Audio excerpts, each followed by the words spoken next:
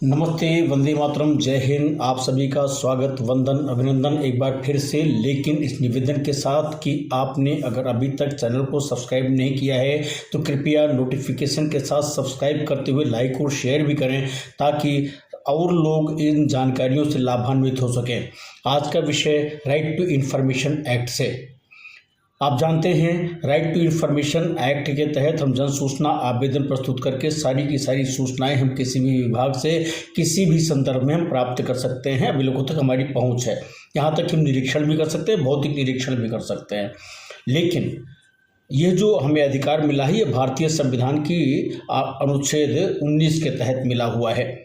तो इसलिए जहाँ पर जन सूचना अधिकार अधिनियम हमको इतने सारे अधिकार देता है, वहीं पर कुछ प्रतिबंध भी लगाता है। यानी अगर हम जन सूचना अधिकार अधिनियम की धारा 3 की ओर बात करें तो यह स्पष्ट रूप से व्यवस्था करता है कि सूचनाएं प्राप्त करने हेतु प्राथमिक शर्त है कि जन सूचना आवेदक भारत का नागरिक हो।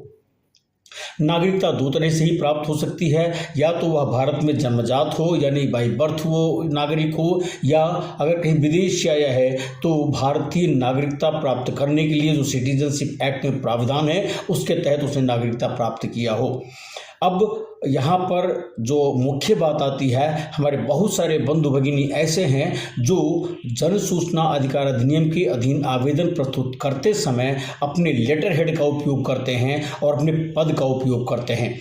जिस संगठन में हैं, समिति में हैं, कारपोरेशन में हैं, एसोसिएशन में हैं, उसमें अपना नीचे अध्यक्ष, मंत्री या जो भी हैं उस पद के परिप्रेक्ष्य में उल्लिखित करते हुए उस संगठन का लेटर हेड उपयोग करते हुए जन सूचना आवेदन प्रस्तुत करते हैं।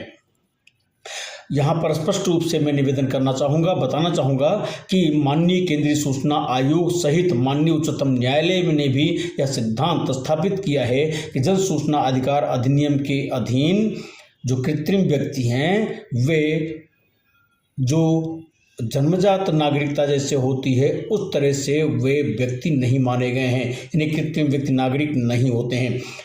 जब उच्चतम न्यायालय में याचिकाएं आती हैं वो विषय दूसरा है, वहाँ पर उनको सीमित अधिकार हैं, लेकिन जन सूचना अधिकार अधिनियम में यह व्यवस्था दी गई है। तो इसलिए जन सूचना आवेदन प्रस्तुत करते समय जन सूचना अधिकारी को भी उस आवेदक के द्वारा जो प्रस्तुत किया गया उस पर ध्यान देना चाहिए, आवेदक को भी इसका उपयोग नहीं करना चाहिए, और जन सूचना अधिकारी को भी जो जन सूचना आवेदन उसके समक्ष प्रस्तुत किया गया है उसका निर्णय भी इसके अनुसार ही करना चाहिए। क्योंकि यदि लोकस नहीं होगी तो किसी भी सूचना तक पहुंच संभव नहीं है। और फिर आप जानते